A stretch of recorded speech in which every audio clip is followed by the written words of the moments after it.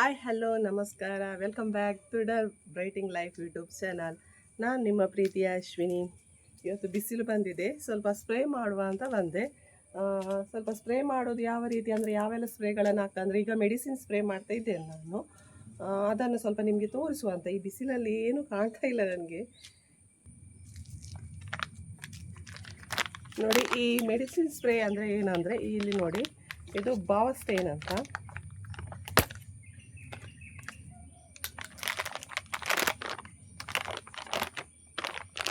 ನೋಡಿ, ಬಾವಸ್ಟೇನ್ ಅಂತ. ಇದು ಫಂಗಸ್ಗೆ ಮತ್ತು ನಿಮ್ಮ ಚುಕ್ಕೆ ರೋಗ ಇದಕ್ಕೆಲ್ಲ ಇದು ಬರದ ಹಾಗೆ ಇದು ಸ್ವಲ್ಪ ನಿಯಂತ್ರಿಸುತ್ತದೆ. ಸೊ ಇದು ಒಳ್ಳೆಯದಾಗ್ತದೆ. ಇದು ಒಂಥರ ಮೆಡಿಸಿನ್ ಅಂತ ಹೇಳ್ಬೋದು ಮಲ್ಲಿಗೆ ಗಿಡಕ್ಕೆ. ನಾನು ಇಷ್ಟು ವರ್ಷದಿಂದ ಇದನ್ನೇ ಹಾಕ್ಕೊಂಡು ಬಂದಿದ್ದೇನೆ. ಈ ಮಳೆಗಾಲದಲ್ಲಿ ಕೂಡ ಇದನ್ನು ಹಾಕಲೇಬೇಕು. ಮತ್ತೊಂದು ಮೊನೋಸಿಲ್, ಇದರ ಬಗ್ಗೆ ಎಲ್ಲ ಡೀಟೇಲ್ ಆಗಿ ಒಮ್ಮೆ ಹೇಳಿದ್ದೇನೆ ನಾನು. ಇದೆಲ್ಲ ಮೆಡಿಸಿನ್ ಸ್ಪ್ರೇ ಆಗಿದೆ. ಅಂದರೆ ಗಿಡಕ್ಕೆ ಫಂಗಸ್ ಬರದ ಹಾಗೆ, ಚಿಗುರು ಒಳ್ಳೆ ರೀತಿ ಬರಲಿಕ್ಕೆ, ಅಂದರೆ ಚಿಗುರು ಒಳ್ಳೆ ರೀತಿ ಬರಲಿಕ್ಕೆ ಈ ಮಲ್ಟಿಪ್ಲೆಕ್ಸನ್ನು ಹಾಕ್ತೇನೆ ನಾನು. ನೋಡಿ, ಇದು ಮಲ್ಟಿಪ್ಲೆಕ್ಸ್, ಜನರಲ್ ಲಿಕ್ವಿಡ್ ಮಲ್ಟಿಪ್ಲೆಕ್ಸ್ ಅಂತ. ಇದು ನಿಮಗೆ ಈ ಗಿಡದಲ್ಲಿ ಚಿಗುರು ಬರಲಿಕ್ಕೆ, ಹೂವಾಗಲಿಕ್ಕೆ ಕೂಡ ಸ್ವಲ್ಪ ಹೆಲ್ಪ್ ಆಗ್ತದೆ. ಅಂದರೆ ಇದೊಂದು ಸ್ವಲ್ಪ ಏನಂತ ಹೇಳ್ಬೋದು ಅಂದರೆ ದ್ರವ ಗೊಬ್ಬರ ಅಂತ ಹೇಳ್ಬೋದು. ಈಗ ನಾವು ಬುಡಕ್ಕೆ ಹೇಗೆ ನಾವು ಗೊಬ್ಬರ ಹಾಕ್ತೀವಿ ನೋಡಿ, ಹಾಗೆ ಇದು ಗಿಡದ ಎಲೆಗಳಿಗೆ ಸಿಂಪಡಿಸುವಂಥದ್ದು.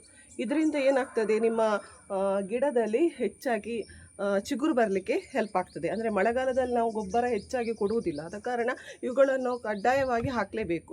ನಾನಂತೂ ಇದನ್ನು ಯೂಸ್ ಮಾಡ್ತಾ ಇದ್ದೇನೆ. ನೀವು ಕೂಡ ನಿಮಗೆ ಇಷ್ಟ ಇದ್ದರೆ, ಅಂದರೆ ಮಾಡ್ಬೋದು ಅಂತ ಇದ್ದರೆ ಇದನ್ನು ಮಾಡಿ, ಖಂಡಿತವಾಗಿಯೂ ಒಳ್ಳೆ ರಿಸಲ್ಟ್ ಇದೆ.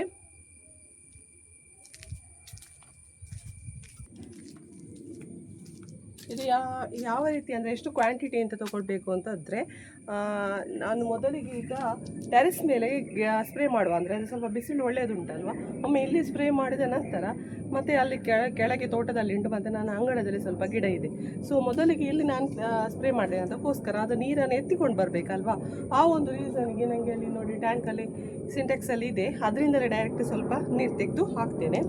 ಇದರಲ್ಲಿ ನೋಡಿ, ಇದು 10 ಲೀಟರಿದ್ದು ಬಕೆಟ್. ನಾನಿಲ್ಲಿ ಇದಕ್ಕೆ ಒಂದು 20 ಲೀಟರ್ ಬೇಕು ಅಂತಿಲ್ಲ, ಸ್ವಲ್ಪ ಕಮ್ಮಿ ಆಗ್ಬೋದು. 20 ಲೀಟರ್ ನಾನಿಲ್ಲಿ ಮಾಡ್ತೇನೆ, ಉಳಿದರೆ ಮತ್ತೆ ಕೆಳಗೆ ಆಗ್ತದೆ, ಮತ್ತು ಕೆಳಗೆ ಬೇರೆ ನಾನು ಮತ್ತೊಮ್ಮೆ ಮಾಡ್ತೇನೆ.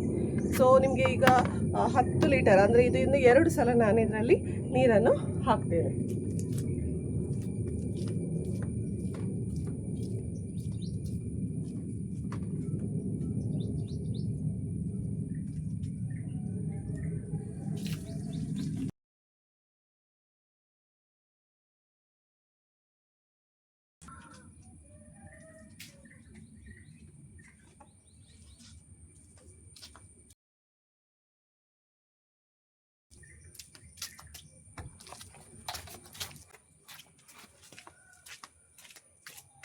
ನೋಡಿ, ಈ ಸ್ಪ್ರೇಗಳನ್ನು ಮಾಡುವಾಗ ನೀವು ಯಾವಾಗಲೂ ಮೊದಲಿಗೆ ಈ ರೀತಿ ಗ್ಲೌಸ್ ಮತ್ತು ಮಾಸ್ಕ್ ಕೂಡ ಹಾಕಬೇಕು. ಈಗ ನಾನು ನಿಮಗೆ ಮಾತಾಡೋದು ಕಾಣಲ್ಲ ಅಂತ ಹೇಳ್ಕೊಂಡು ಹಾಕಲಿಲ್ಲ. ಈಗ ನಾನು ಇದನ್ನು ಹಾಕಿದ ನಂತರ ಮುಖಕ್ಕೆ ಬಟ್ಟೆ ಅಥವಾ ಮಾಸ್ಕನ್ನು ಕವರ್ ಮಾಡ್ತೇನೆ. ಈಗ ಮೊದಲಿಗೆ ಇದು ನೋಡಿ, 1 ml ಅಂದರೆ 1 ಲೀಟರಿಗೆ 2 ml ಅಷ್ಟು ಇದನ್ನು ಹಾಕಬೇಕು. ಮೊದಲಿಗೆ ಈ ರೀತಿ ಶೇಕ್ ಮಾಡ್ಕೋಬೇಕು. ಆಮೇಲೆ ಅಂದರೆ ಈಗ ನಾನೀಗ 20 ಲೀಟರ್ ನೀರಿದೆ ಇದರಲ್ಲಿ, 20 ಲೀಟರ್ ನೀರಿಗೆ 2 ml ಅಂತ ಆದರೆ ನಿಮಗೆ 40 ml ಅಷ್ಟು ಹಾಕಬೇಕಾಗ್ತದೆ. ಈಗ ನೋಡಿ, ಇದರಲ್ಲಿ ಇದು ಸ್ವಲ್ಪ ದೊಡ್ಡ ಕಪ್ಪು ನನ್ನದು, ಇದರಲ್ಲಿ ಮೆಷರ್ ಮಾಡಿಕೊಂಡು ಹಾಕ್ತೇನೆ. ಇದರಲ್ಲಿ 40 ಸೆಂಟಿಮೀಟರ್ನಷ್ಟು ನೋಡಿ, ಇದರಲ್ಲಿ 40 ml ಅಷ್ಟು ಹಾಕಬೇಕು.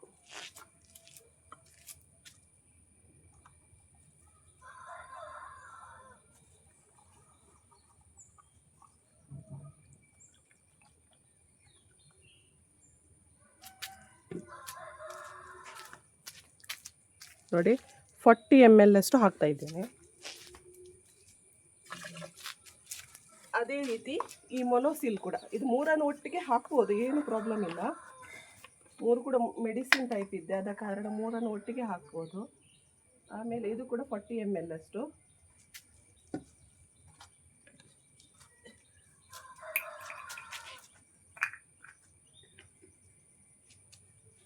$40 ml ಅಷ್ಟು ಹಾಕಿದ್ದೇನೆ. ಮತ್ತು ಇದು ನೋಡಿ, ಇದು 3 ಗ್ರಾಮ್ ಇದ್ದು ಸ್ಪೂನು, 3 ಗ್ರಾಮ್ ಇದು ಸ್ಪೂನು. ಇದು ಕೂಡ 2 ml ಅಷ್ಟೇ ಹಾಕೋದು. ಆದ ಕಾರಣ ಇದನ್ನು ಮೆಜರ್ ಮಾಡುವಾಗ 40 ಆಗ್ತದೆ. ಡಿವೈಡ್ ಮಾಡುವಾಗ ಅದರಲ್ಲಿ ನಾವು ಈ ಸ್ಪೂನಲ್ಲಿ 3 ml ಇದ್ದ ಕಾರಣ ಇದು 1 ಸ್ಪೂನು 3 ml ಅಂತ ಆಗ್ತದೆ. ಆದ ಕಾರಣ ಇದರಲ್ಲಿ 14 ಸ್ಪೂನ್ ಹಾಕಬೇಕು. ಇದನ್ನು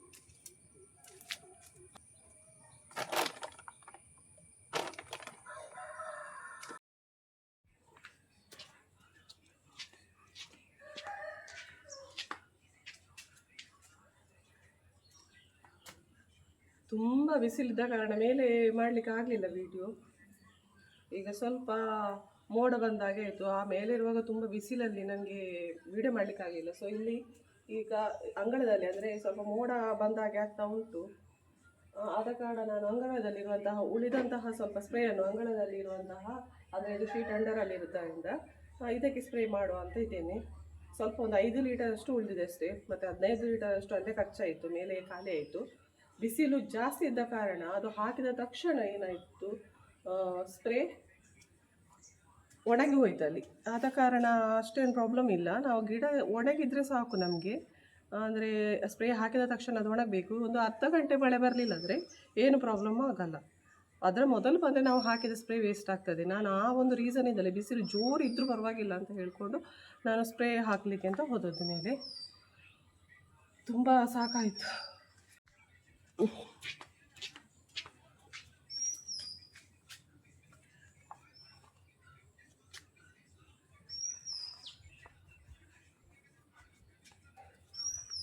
ಇಲ್ಲಿ ಕೆಳಗಿನ ಗಿಡಕ್ಕೆ ಸ್ವಲ್ಪ ಹಾಕೋದನ್ನು ತೋರಿಸ್ತೇನೆ ನಿಮಗೆ. ಮೇಲೆ ಅದು ತುಂಬ ವಿಡಿಯೋ ಮಾಡಲಿಕ್ಕೆ ಆಗಲಿಲ್ಲ ನನಗೆ.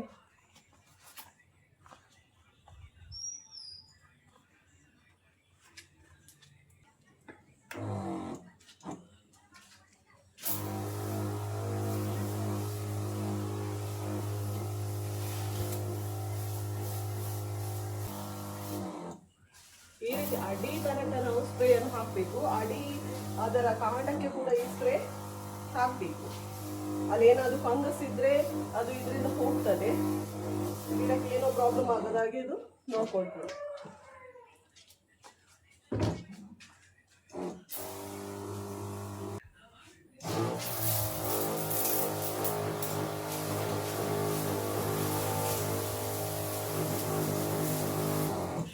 ಸ್ಪ್ರೇ ಹಾಕುವಾಗ ಯಾವಾಗಲೂ ನಾವು ಈ ರೀತಿ ಆಪೋಸಿಟ್ ಡೈರೆಕ್ಷನಲ್ಲಿ ಇರಬೇಕು. ಅಂದರೆ ಗಾಳಿ ಯಾವ ಕಡೆ ಬರ್ತದೆ ಅಂತ ನೋಡ್ಕೊಳ್ಳಿ. ಇಲ್ಲದ್ರೆ ಸ್ಪ್ರೇ ನಮ್ಮ ಮುಖಕ್ಕೆ ಬೀಳುವ ಚಾನ್ಸಸ್ ಇದೆ. ಆದ ಕಾರಣ ಆದಷ್ಟು ಇಲ್ಲಿ ದೂರದಲ್ಲಿ ಇಟ್ಟುಕೊಂಡೆ ಹಾಕಬೇಕು. ಸ್ವಲ್ಪ ಇದನ್ನು ಇಲ್ಲಿ ಮಾಡುವಾಗ ಮಾತ್ರ ಹಾಕಿ ಹೋಗಬೇಕು.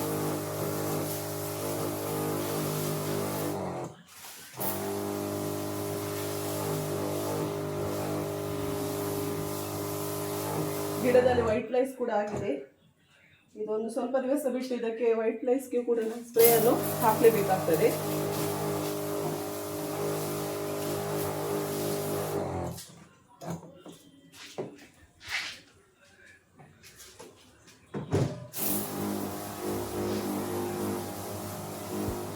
ಈ ಬಿಸಿಲಿಗೆ ಒಂದು ಟಯರ್ಡ್ ಎಷ್ಟು ಆಗಿದೆ ಅಂದರೆ ಹೇಳಲಿಕ್ಕೆ ಸಾಧ್ಯ ಇಲ್ಲ. ಅಷ್ಟು ಟಯರ್ಡ್ ಆಗಿ ಹೋಗಿದೆ ನನಗೆ.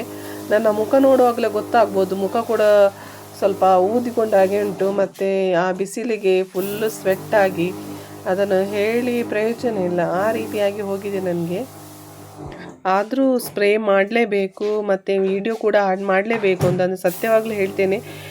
ಈ ಸ್ಪ್ರೇ ಹಾಕಿಕೊಂಡು ನಾನು ವಿಡಿಯೋ ಮಾಡೋದು ನನಗೆ ತುಂಬಾ ಕಷ್ಟ ಆಯಿತು ಇವತ್ತು. ಯಾಕೆಂದರೆ ತುಂಬಾ ಬಿಸಿಲಿತ್ತು. ನಾನು ಇದನ್ನು ಪದೇ ಪದೇ ಯಾಕೆ ಹೇಳ್ತಿದ್ದೀನಿ ಅಂದರೆ ಅದು ಸಹಿಸ್ಕೊಳ್ಳಿಕ್ಕೆ ಆಗಲಿಲ್ಲ ನನಗೆ. ಅಷ್ಟು ಟಯರ್ಡ್ ಆಗಿ ಹೋಗಿತ್ತು. ಇಷ್ಟು ಗಿಡಗಳಿಗೆ ಮಾತ್ರ ಇವತ್ತು ನಾನು ಸ್ಪ್ರೇಯನ್ನು ಮಾಡಿದ್ದು. ಇನ್ನು ಉಳಿದ ಗಿಡಕ್ಕೆ ನನಗೆ ಸ್ಪ್ರೇ ಮಾಡಲಿಕ್ಕೆ ಆಗಲಿಲ್ಲ. ಯಾಕೆಂದರೆ ಮೋಡ ಆಗಿತ್ತು ಫುಲ್ಲು. ನಾನು ಸ್ಪ್ರೇ ಬಿಟ್ಟು ಸ್ವಲ್ಪ ಇನ್ನು ಫ್ರೆಶ್ ಅಪ್ ಆಗುವಂತ ಹೋಗಿ ಒಳಗೆ ಬರುವಾಗ ಮಳೆ ಸ್ಟಾರ್ಟ್ ಆಗಿದೆ. ಆದರೆ ಗಿಡಕ್ಕೆ ಏನು ಪ್ರಾಬ್ಲಮ್ ಆಗಲಿಕ್ಕಿಲ್ಲ. ನೋಡಿ, ಇದು ಲಾಸ್ಟಿಗೆ ಹಾಕಿಯೇ ಗಿಡ ಇದು ನನ್ನ ಶೀಟ್ ಅಂಡರಲ್ಲಿರುವ ಕಾರಣ ಏನು ಪ್ರಾಬ್ಲಮ್ ಆಗಲಿಕ್ಕಿಲ್ಲ. ಅದೇ ರೀತಿ ನಾನು ಮೇಲೆ ಹೇಗೆ ಗಿಡಕ್ಕೆ ಬಿಟ್ಟಿದ್ದೇನೆ ಸ್ಪ್ರೇಯನ್ನು, ಅಲ್ಲಿ ಆಗಲೇ ಒಣಗಿ ಹೋಗಿದೆ ಅದು. ಅಂದರೆ ಅಷ್ಟು ಬಿಸಿಲಿದ್ದ ಕಾರಣ ಒಣಗಿ ಹೋಗಿತ್ತು. ಆದ ಕಾರಣ ಗಿಡ ಅದನ್ನು ಎಳೆದುಕೊಂಡಿರ್ತದೆ. ಅಂದರೆ ನಾವು ಕೊಟ್ಟಂತಹ ಅದಕ್ಕೆ ಏನು ಸ್ಪ್ರೇ ಹಾಕಿದ್ದೀವಿ ನೋಡಿ, ಅದು ಆ ಅಂಶವನ್ನು ಅದು ಎಳೆದುಕೊಂಡಿದೆ. ಅಷ್ಟಾದರೆ ಸಾಕು. ಆದರೆ ಸ್ವಲ್ಪ ಅರ್ಧ ಗಂಟೆ ಸ್ವಲ್ಪ ಬೇಕಿತ್ತು. ಆದರೆ ಏನು ಮಾಡಲಿಕ್ಕೆ ಆಗೋದಿಲ್ಲ, ಮಳೆ ಬಂದ ಕಾರಣ ಅದನ್ನು ನಾನು ತಡೆಗಟ್ಟಲಿಕ್ಕಂತೂ ಆಗೋದಿಲ್ಲಲ್ಲ. ಸೊ ಅದನ್ನು ನಾವು ಎಕ್ಸೆಪ್ಟ್ ಮಾಡಿಕೊಳ್ಳೇಬೇಕಾಗ್ತದೆ.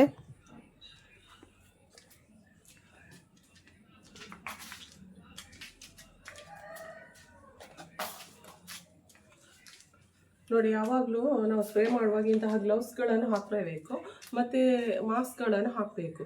ನಾನು ಎಷ್ಟು ಸ್ಪ್ರೇ ಮಾಡಿದ್ದೀನಿ ಇಷ್ಟು ವರ್ಷದಲ್ಲಿ, ಇಷ್ಟು ಸಾಕಾಗಲಿಲ್ಲ. ಯಾಕೆಂದರೆ ಅಷ್ಟು ತುಂಬ ಅಂದರೆ ತುಂಬ ಬಿಸಿಲಾಯ್ತ ಮೇಲೆ. ನಾನು 1 ನಿಮಿಷ ಮೊಬೈಲನ್ನು ಎದುರಲ್ಲಿ, ಅಂದರೆ ನನಗೆ ಯಾರು ವಿಡಿಯೋ ಮಾಡುವವರಿರಲಿಲ್ಲ, ಸೊ ನಾನೇ ಓನಾಗಿ ಮಾಡಿಕೊಂಡದ್ದು ಟ್ರೈಪಾಡ್ ಸಹಾಯದಿಂದ. ಅಲ್ಲಿ ಇಟ್ಟು ಸ್ವಲ್ಪ ಈಚೆ ಬರುವಾಗ 1 ನಿಮಿಷಕ್ಕೆ ಮೊಬೈಲ್ ಫುಲ್ಲು ಕೆಂಡದಾಗೆ ಆಗಿದೆ, ಬಿಸಿ ಬಿಸಿ. ಸೊ ಏನು ಮಾಡುವ ಹಾಗಿಲ್ಲ, ಅದಕ್ಕೆ ನಾನು ಅಲ್ಲಿ ಆಫ್ ಮಾಡಿದೆ. ಅಲ್ಲಿ ನನಗೆ ತುಂಬ ವೀಡಿಯೋ ಮಾಡಲಿಕ್ಕೆ ಆಗಲಿಲ್ಲ. ಅದಕ್ಕೆ ಕೆಳಗೆ ಬಂದರೆ ಮತ್ತೆ ಕೆಳಗೆ ಬರುವಾಗ ಫುಲ್ಲು ಮೋಡ. ನಿನ್ನೆ ಕೂಡ ಹಾಗೆ ನಿನ್ನೆ ವೀಡಿಯೋದಲ್ಲಿ ಹೇಳಿದೆ ನಾನು, ಮೇಲೆ ಹೋಗುವಾಗ ಸೂರ್ಯ ಮಾಯ್ಕಾಯಿದ್ರು ಅಂತ, ಅಂದರೆ ಮಾಯ ಆದರು ಅಂತ. ಆಮೇಲೆ ನನಗೆ ಅಲ್ಲಿ ಏನಾಗಿತ್ತು, ಮತ್ತೆ ವೀಡಿಯೋ ಮಾಡಲಿಕ್ಕೆ ಸಹ ಆಗಲಿಲ್ಲ, ಮೇಲೆ ಸ್ಪ್ರೇ ಮಾಡಲಿಕ್ಕೆ ಆಗಲಿಲ್ಲ. ಸ್ಪ್ರೇ ಬಾಟಲ್ ನಿನ್ನೆ ಚಾರ್ಜ್ ಮಾಡಿ ಇಟ್ಟಿದ್ದೆ ನಾನು. ಆದ ಕಾರಣ ಇವತ್ತು ಈಗ ಬೆಳಗ್ಗೆ ಗಂಟೆ ಎಷ್ಟು ಸುಮಾರು 9:30 ಆಗಿರ್ಬೋದೇನೋ, ನಾನು ಇವತ್ತು ಮಲ್ಲಿಗೆ ಕೊಯ್ದು ಸೀದಾ ಒಂದು ಚಹಾ ಕುಡಿದು ಹೋಗಿದ್ದೇನೆ ಮೇಲೆ. ಬಿಸಿಲಿತ್ತಲ್ವಾ, ಇನ್ನು ನಾನು ಸ್ವಲ್ಪ ಆಚೀಚೆ ಮಾಡಿದ್ರೆ ಬಿಸಿಲು ಕೂಡ ಹೋಗ್ತದೆ ಅಂತ. ಆದರೆ ಈ ಬಿಸಿಲು ದೇವ ಯಾರಿಗೆ ಬೇಡ, ಸಾಕಾಯಿತು ನನಗೆ. ಇಂಥ ಬಿಸಿಲನ್ನು ನಾನು, ಅಂದರೆ ಇಂಥ ಬಿಸಿಲಲ್ಲಿ ನಾನು ಸ್ಪ್ರೇ ಮಾಡಲಿಲ್ಲ ಯಾವತ್ತೂ ಕೂಡ. ಇಷ್ಟು ಜೋರು ಬಿಸಿಲಲ್ಲಿ ತುಂಬಾ ನನಗೆ ತಲೆ ಸುತ್ತು ಬಂದು ಹೋಯಿತು. ಅದರ ಇಡೆಯಲ್ಲಿ ನಾನು ಸ್ವಲ್ಪ ವೀಡಿಯೋ ಮಾಡುವಂತ ಹೋದೆ ಅಲ್ಲ, ಅದು ತುಂಬ ನನಗೆ ಸಾಕಾಗಿ ಹೋಯಿತು. ಅದಕ್ಕೆ ಮತ್ತೆ ಅಲ್ಲೇ ಆಫ್ ಮಾಡಿದೆ ನಾನು ವೀಡಿಯೋ. ಮತ್ತು ಇದು ಕೆಳಗೆ ಬರುವಾಗ ಫುಲ್ಲು ಮೋಡ. ಅಲ್ಲಿ ಮೇಲೆ ಕೆಳಗೆ ಬರೋ ತನಕ ಅಷ್ಟು ಬಿಸಿಲಿತ್ತು. ಕೆಳಗೆ ಬಂದ ಮೇಲೆ ಏನಿಲ್ಲ, ಮೋಡ ಆಗಿದೆ. ಈ ಮೋಡ ನೋಡಿ ಮತ್ತೆ ಇನ್ನು ಮಳೆ ಬರ್ಬೋದು ಅಂತ ಹೇಳ್ಕೊಂಡು ನಾನು ಮತ್ತೆ ಮಿಕ್ಸ್ ಮಾಡಲಿಲ್ಲ. ಅಂದರೆ ನಾನು ಆಗಲೇ ತೋರಿಸಿದೆ ನಿಮಗೆ, 10 ಲೀಟರ್ ಇದ್ದು 2 ಬಕೆಟ್ ಹಾಕಿದ್ದೇನೆ ನೀರು. 2 ಬಕೆಟ್ ನೀರು ಹಾಕಿದ್ದೇನೆ, ಅಂದರೆ 20 ಲೀಟರ್ ಆಯಿತು. 20 ಲೀಟರಿಗೆ ಅಂದರೆ 1 ಲೀಟರ್ ನೀರಿಗೆ 2 ml ನಾವು ಮೈಕ್ರೋಲಾ ಮತ್ತು ಮಲ್ಟಿಪ್ಲೆಕ್ಸ್ ಹಾಕಬೇಕು. ಅದೇ ರೀತಿ ಅದು 2 ಲಿಕ್ವಿಡ್ ಆಗಿದೆ. ಮೈಕ್ರೋಲ್ ಅಲ್ಲ, ಬಾವಸ್ಟೇನ್. ಮತ್ತು ನಾನು ಯೂಸ್ ಮಾಡಿದೀಗ ಬಾವಸ್ಟೇನ್, ಮಲ್ಟಿಪ್ಲೆಕ್ಸ್, ಆಮೇಲೆ ಮೊನೊಸಿಲ್. ಮಲ್ಟಿಪ್ಲೆಕ್ಸ್ ಮತ್ತು ಮೊನೊಸಿಲ್ ಮಾತ್ರ ಲಿಕ್ವಿಡ್ ಆಗಿದೆ. ಇದು 1 ಲೀಟರ್ ನೀರಿಗೆ 2 ml ನಾವು ಆ ಲಿಕ್ವಿಡನ್ನು ಹಾಕಬೇಕು. ಅದರ ಮೆಷರ್ ನೋಡ್ಕೊಂಡು ನಾವು ಮಾಡಬೇಕಾಗ್ತದೆ. ಈಗ ನನಗೆ ಅಲ್ಲಿ 20 ಲೀಟರ್ ನೀರಿಗೆ 40 ml ನಾನು ಲಿಕ್ವಿಡನ್ನು ಹಾಕಿದ್ದೇನೆ ಆ ನೀರಿಗೆ. ಅದರೊಟ್ಟಿಗೆ ನಾನು ಯೂಸ್ ಮಾಡಿದ್ದು ಮೊನೊಸಿಲ್. ಅದು ಪೌಡ್ರ್ ರೀತಿ, ನೀವು ನೋಡಿದ್ರಲ್ಲ ಆಗ ಪೌಡರ್ ರೀತಿಯಲ್ಲಿ ಇತ್ತು. ಅದು ಏನಂದರೆ ಅದು ಕೂಡ 2 ml ಅಷ್ಟೇ, ಆದರೆ ಅದು ಲಿಕ್ವಿಡ್ ಅಲ್ಲ. ಆದ ಕಾರಣ ಅದನ್ನು ಸ್ಪೂನಲ್ಲಿ ನಾವು ಮೆಷರ್ ಮಾಡ್ತೇವೆ. ಆ ಸ್ಪೂನು 3 ml ಅಷ್ಟು.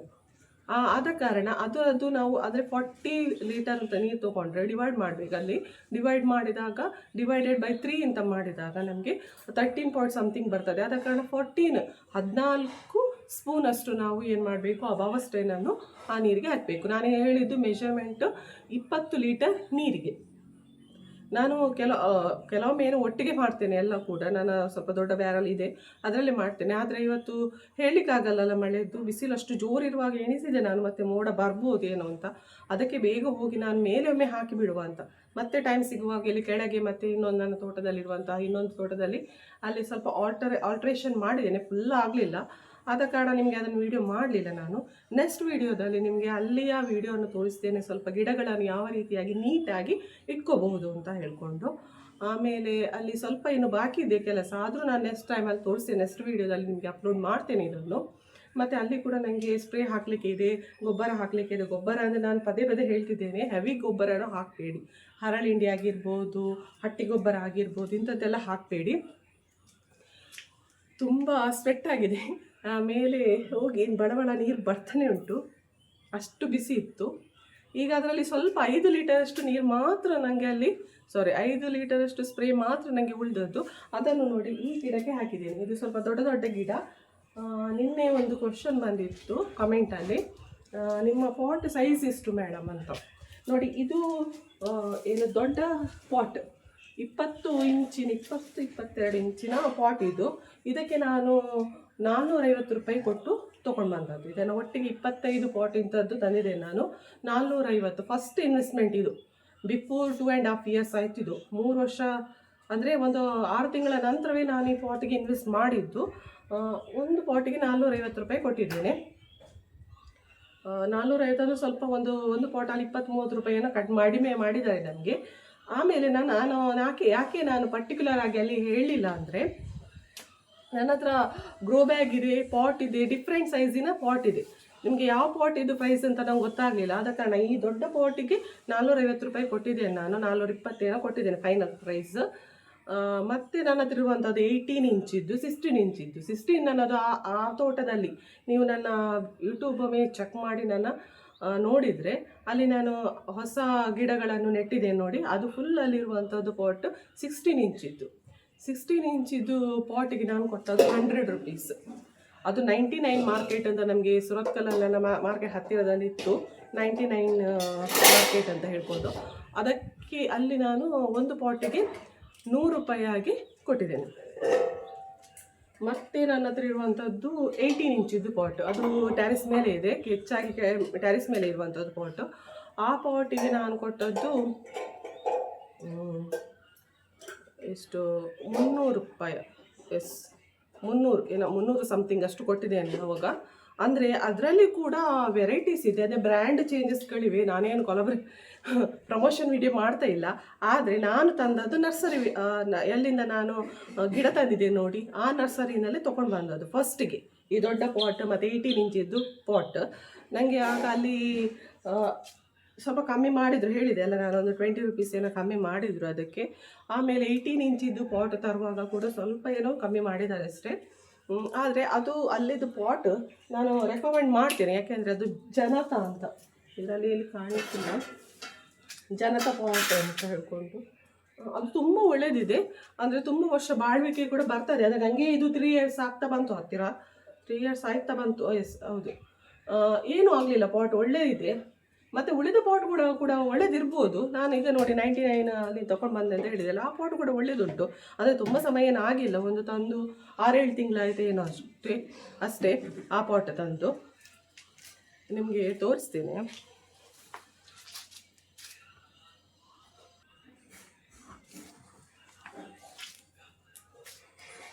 ನೋಡಿ. ಇದು 16 ಇಂಚಿನ ಪಾಟ್ 16.